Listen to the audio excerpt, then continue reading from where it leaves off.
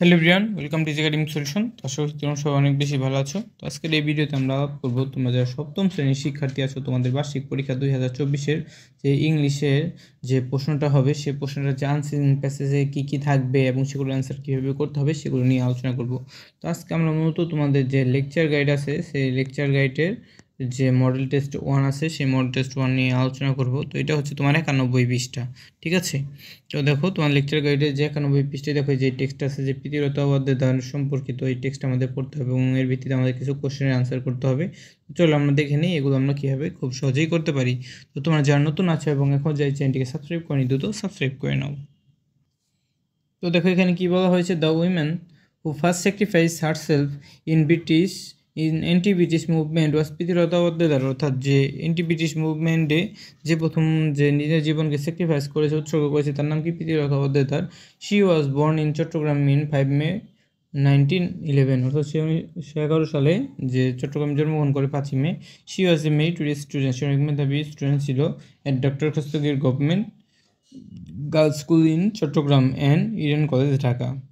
She graduated in philosophy with distinction from Bethune College in Kolkata. অর্থাৎ সে কলকাতার যে বেথুন কলেজ ছিল সেখানে সে ফিলোসফিতে কী করেছে? ডিস্টিংশন কমপ্লিট করে। ইন হার কলেজ, তার college say Pritilata was an activist in anti British movement. অর্থাৎ সে কলেজ সময় থেকে অ্যান্টি ব্রিটিশ মুভমেন্টে সম্পৃক্ত ছিল। অল থ্রু হার লাইফ, অর্থাৎ সে তার সারা জীবনে she dreamed of two things, সে দুইটা জিনিসের স্বপ্ন দেখেছে। A society without gender discrimination, একটা সমাজ যেখানে যে নারী পুরুষদের মধ্যে কোনো বৈষম্য থাকবে না। And her motherland free from British colonial rule, এবং তার মাতৃভূমি বা তার দেশ যে ব্রিটিশ রুল থেকে মুক্ত হবে।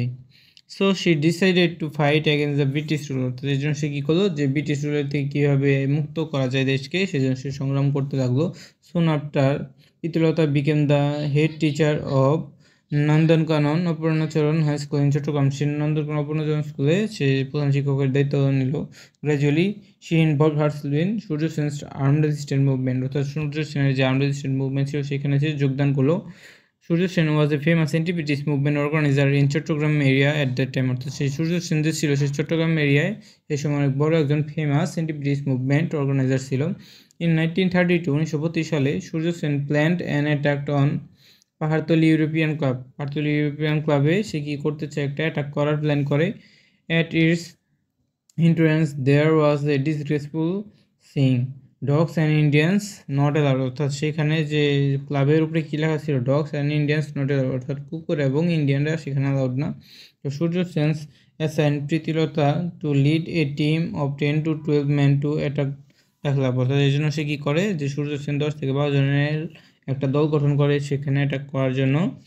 দ্য রেইড ওয়াজ সাকসেসফুল, রেইডটা সাকসেসফুল হয়েছিল। But Pritilata fail to get out of the club, কিন্তু প্রীতিলতা ক্লাব থেকে বের হতে পারেনি।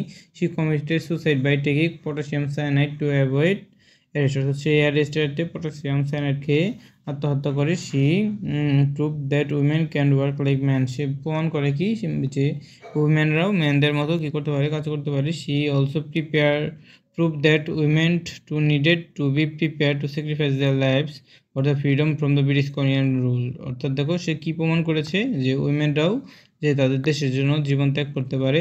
হার ড্রিম ফাইনালি কেম টু, তার যে স্বপ্নটা এক সময় সত্যি হয়। The British rule came to end in 1947, এবং 1947 সাল থেকে ভারতবর্ষ ব্রিটিশ রুল থেকে যে মুক্তি পায়। তো এর ভিত্তিতে আমাদের কিছু কোশ্চেন অ্যান্সার করতে হবে। তো চলো সেই কোশ্চেনগুলো কী আমরা একটু দেখে আসি। এই কোশ্চেনের উপরে ভিত্তি করে আমাদের যে এখানে 5টা যে অল্টারনেটিভ কোশ্চেন থাকবে, যেমন এখানে কাম টু অ্যান এন্ড, এই কথাটার মানে কি? এটা আমাদের উত্তর করতে হবে। তো এটা মানে হচ্ছে কি? শেষ বা to finish. Pritilata showed her dash through date, অর্থাৎ প্রীতিলতা তার মৃত্যুর মধ্যে দিয়ে কী প্রকাশ করেছে? সে তার প্যাট্রিয়টিজম বা দেশপ্রেম প্রকাশ করেছে। শি ওয়াজ এ কি বিলিয়ন স্টুডেন্ট, এখানে হবে billion student. She dash British colonial rule, say protest করেছে ব্রিটিশ কলোনিয়াল রুলের বিরুদ্ধে। সূর্য সেন কে ছিল? অ্যান্টি ব্রিটিশ মুভমেন্ট অর্গানাইজার ছিল, ঠিক আছে। এবং এর উপরে ভিত্তি করে আমাদের যে 5টা কোশ্চেন আছে, এই কোশ্চেনগুলো আমাদের অ্যান্সার করতে হবে। তো তোমাদের গাইডে তো এই কোশ্চেনগুলো অ্যান্সার দেওয়া আছে, তাই এগুলো আমরা না বললাম, আর জাস্ট তোমাদের আনসারিং প্যাসেজটা রিডিং করালাম। তো আজকে পর্যন্তই। তো এই ভিডিওটি ভালো লেগে থাকলে অবশ্যই ভিডিওতে লাইক এবং চ্যানেলটিকে সাবস্ক্রাইব করতে ভুলবে না। ধন্যবাদ সবাইকে।